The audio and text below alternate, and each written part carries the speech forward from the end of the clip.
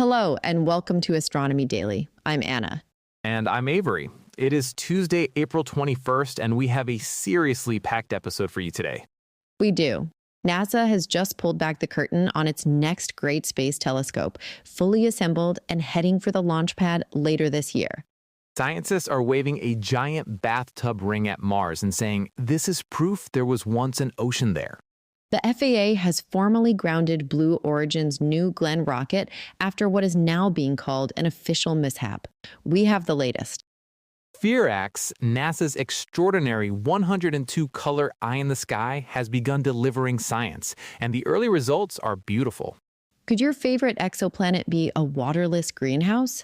New research has a sobering answer for many worlds in the habitable zone. And we'll look at what spaceflight does to the human brain, including why those effects don't always go away when astronauts come home. All of that and more. Let's get into it. Ready when you are. Take it away, Anna. Our first story today is one of those moments you want to remember. On Tuesday, NASA opened the doors of its giant clean room at the Goddard Space Flight Center in Greenbelt, Maryland, and invited the world to meet the fully assembled Nancy Grace Roman Space Telescope, one of the most powerful observatories humanity has ever built. I have been following this telescope for years, Anna. This is such a big deal. What are we actually looking at here? So the Roman telescope is NASA's next flagship, its successor in many ways to Hubble and the James Webb Space Telescope. It's been fully integrated now, meaning its two major components, the telescope itself and its instrument package, have been joined together. And today was one of the last chances anyone outside NASA will have to see it before it ships to the Kennedy Space Center in Florida. And the launch is getting close, right? Very close. NASA is targeting a launch as early as this coming fall, and the team says they are on track for that.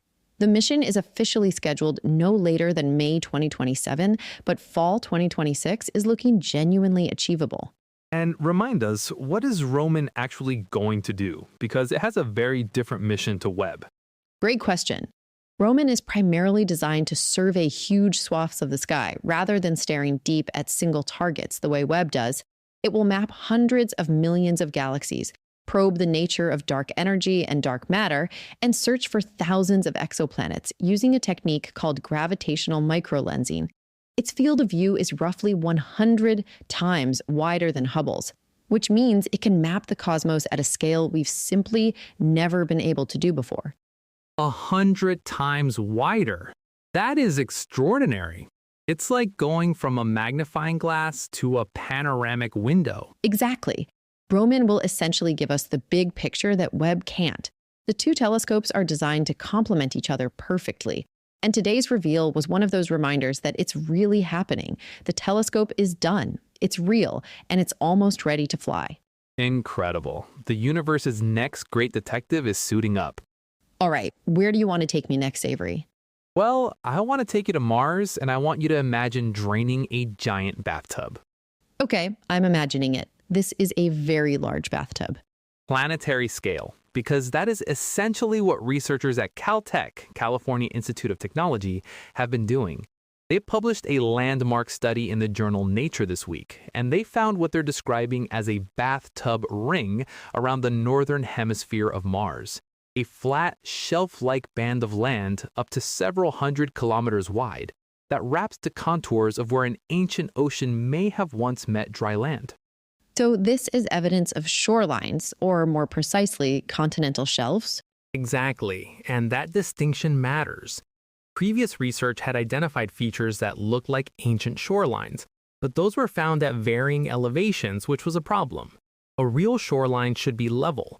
So the Caltech team, led by former postdoctoral scholar Abdallah Zaki and geology professor Michael Lamb, took a different approach. They asked, instead of looking for shorelines, what if we look for the continental shelf itself? Because on Earth, the shelf is much more stable and durable than the waterline. Precisely. They first modeled what Earth's oceans look like without water and found that the most reliable signature is that flat, wide band of land at depth, the coastal plain and continental shelf. Then they looked at topographic data of Mars from orbiting spacecraft, and they found exactly that. a flat zone in the northern hemisphere consistent with a coastal shelf of an ocean that once covered roughly a third of the planet's surface. A third of Mars? That would have made it look almost Earth-like. And crucially, the river deltas that geologists have already mapped on Mars, those triangular plains where ancient rivers flowed into something larger, line up beautifully with this newly identified shelf. Everything is telling the same story. And the implications for life are significant. Enormous. If Mars had a stable ocean covering a third of its surface for potentially millions of years, then its northern lowlands may have been inhabitable. And those ancient coastal sediments could have preserved biosignatures, the same way coastal sediments on Earth do. The ESA's Rosalind Franklin rover, expected to land on Mars in 2030, will explore this exact region and could provide the definitive answer. Mars, it turns out, may have once had a bathtub ring you could see from space.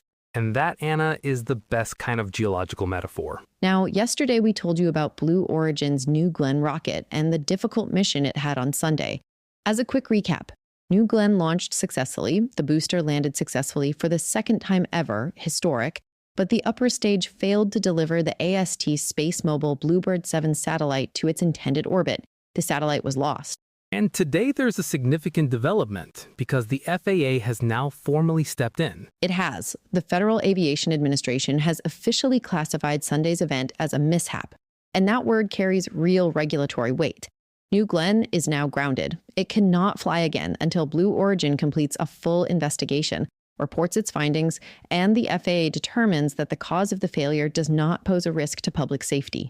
So what do we know about the cause? Has Blue Origin said anything? They have. CEO Dave Limp posted a statement saying that early data suggests one of the BE-3U engines in the rocket's upper stage failed to produce sufficient thrust during what's called the second GS2 burn, a maneuver needed to circularize the satellite's orbit.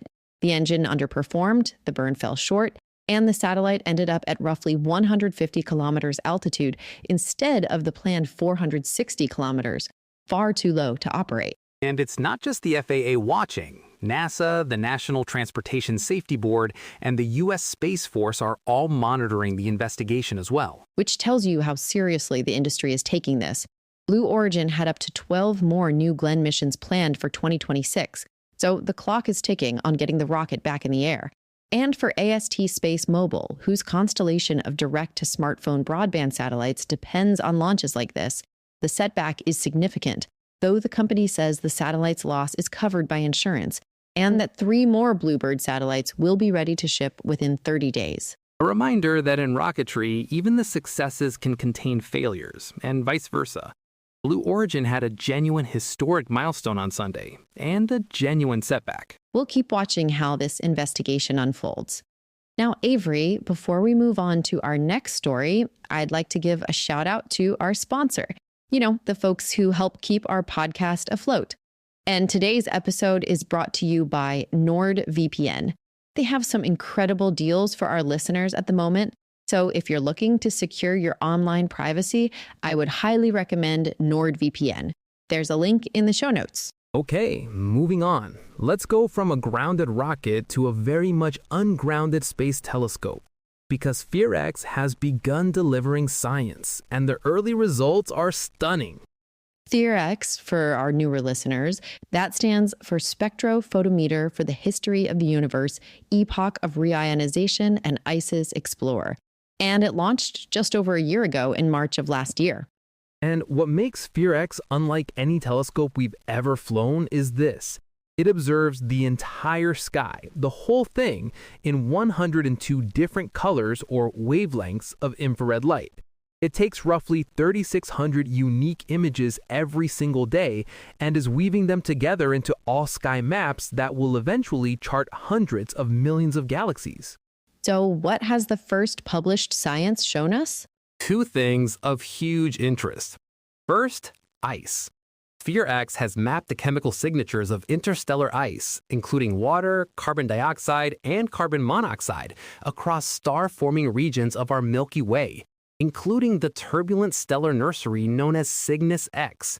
These microscopic ice crystals, coating tiny dust grains in space, are where most of the universe's water forms and is stored. The water in Earth's oceans, the ice on comets, it all traces back to regions like these. Which makes SPHEREx a telescope that's literally mapping the origins of water and possibly of life. Exactly. And second, it has mapped polycyclic aromatic hydrocarbons, complex organic molecules sometimes called the universe's most common carbon compounds, throughout the same regions. These molecules are thought to play a role in prebiotic chemistry, the chemistry that sets the stage for life. So right out of the gate, SPHERex is looking at the building blocks. And it's only just begun. It has 2 years of planned survey operations ahead. And by the time it's done, it will have produced 4 complete all-sky maps. Combined with what the Roman telescope will do, surveying galaxies at vast scale, we are about to enter a golden age of sky surveys. I love the idea of a telescope that sees the whole sky and colors our eyes can't even perceive. 102 shades of the invisible. That's SPHERex. Now, we talk a lot on this show about planets in the habitable zone, that Goldilocks region around a star where liquid water could exist on a planet's surface. But new research published this week asks a harder question. Is being in the habitable zone actually enough? And the answer is not necessarily. Not even close, it turns out. The new work highlights something that sounds obvious once you hear it, but has significant implications for how we search for life. A planet in the habitable zone still needs substantial water to maintain the carbon cycle that keeps temperatures stable. Without water, even a perfectly positioned planet can become a runaway greenhouse world, a Venus-style hellscape, regardless of how close it sits to its star's sweet spot.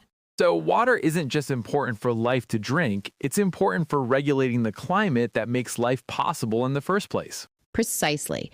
On Earth, water plays a critical role in the cycling of carbon between the atmosphere, oceans, and rocks, a process that has kept our planet's temperature remarkably stable over billions of years. Without sufficient water, that cycle breaks down. Carbon builds up in the atmosphere, temperatures spike, and you end up with a planet that is technically in the habitable zone, but is very much not habitable. Which changes how we should be thinking about candidate worlds. It does. Simply finding a planet at the right distance from its star is no longer enough.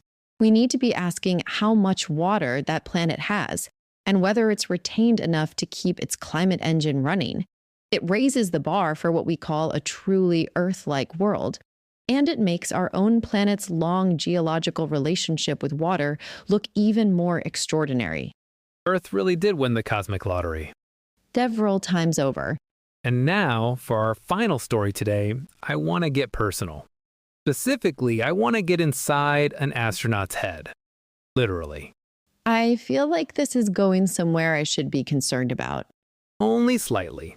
A new study has found that spaceflight changes the human brain, not just temporarily while astronauts are in orbit, but in ways that can persist long after they've come home to Earth.